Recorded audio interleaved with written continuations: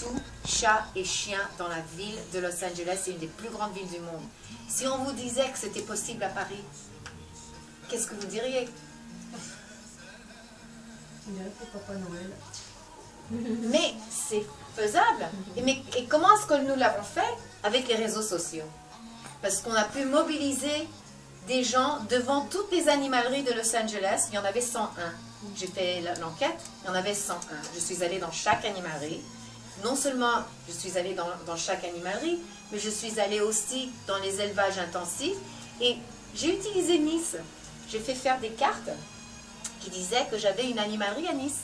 Et je suis rentrée dans les éleveurs intensifs en disant oui, j'ai une boutique à Monaco. J'ai utilisé un accent français en anglais. Yes, I have a pet store in Nice and Monaco.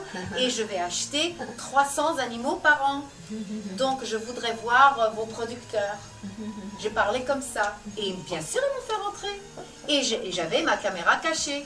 Et c'est comme ça qu'on a fait nos enquêtes. Les enquêtes ont été sur YouTube. Vous pouvez les voir d'ailleurs. J'ai une chaîne YouTube. Vous pouvez voir toutes mes enquêtes. Et avec ces enquêtes, nous sommes allés devant les animaleries avec les parents même des chiots qui étaient dans la vitrine. Les parents même. Parce que on a pu lier avec les camions qui venaient, de quels élevages ils venaient.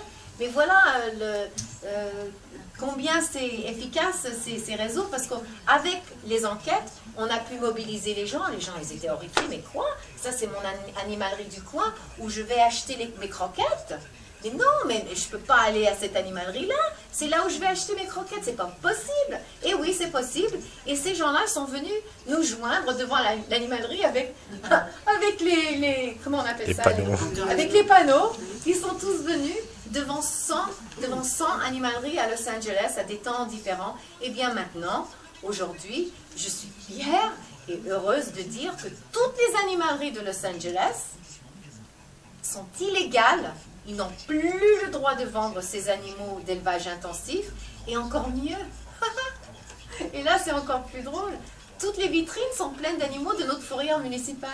Ça fait partie de la loi. On a ajouté ça dans la loi. Que si vous voulez rester ouvert, vous pouvez.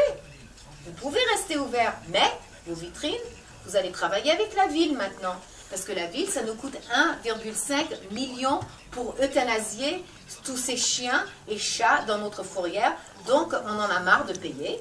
Et vous allez nous aider. Vous allez vendre vos croquettes et vos laisses et vos petits jouets. Vous allez les vendre. Vous n'allez pas fermer, mais vous allez nous aider un petit peu. C'est mieux qu'une taxe. C'est une sorte de taxe, en fait. Ils continuent à vendre des animaux quand même? Non. Aucun. Non. Ils ont le droit encore, autres animaux, ils ont le droit encore, parce que je n'ai pas pu ajouter les oiseaux, les hamsters. On a essayé. Mais quand on travaille avec les législateurs, il faut demander pour tout et on vous enlève d'autres animaux. Donc, mais ça va venir. Déjà, on veut passer ces lois. Ces lois ont passé en 32 villes. Et encore, je dis ça, pas ça pour parler de moi. Je dis ça pour vous montrer que c'est grâce aux réseaux sociaux qu'on a pu arriver là. Parce qu'on a pu connecter avec tous ces gens qui sont venus dans une des plus grandes villes du monde. Et on a passé la loi. Et le jour où la loi a passé, il y avait le champagne qui a coulé, non seulement dans la ville de Los Angeles, mais par notre connectivité dans le monde entier. Il y a des gens en France qui suivaient ce qu'on faisait à Los Angeles. Il y avait des gens, mais dans le monde entier, qui étaient contents, au Canada, partout, bravo. Du champagne partout, qui coulait avec nous, chez nous, et aussi virtuellement. Donc c'est possible. En Inde, pourquoi est-ce qu'en Inde, c'est un pays pauvre, hein, l'Inde, avec 1 milliard de personnes, mais pourquoi est-ce qu'en Inde, ils ont maintenant interdit les animaux sauvages dans les cirques? Comment est-ce qu'ils sont arrivés en Inde, un pays pauvre comme l'Inde, à interdire les animaux sauvages dans les cirques? Parce que l'Inde, c'est le pays avec le plus de compétences Internet. Ils sont tellement compétents avec Internet et les réseaux sociaux, les Indiens, qu'ils exportent leur expertise.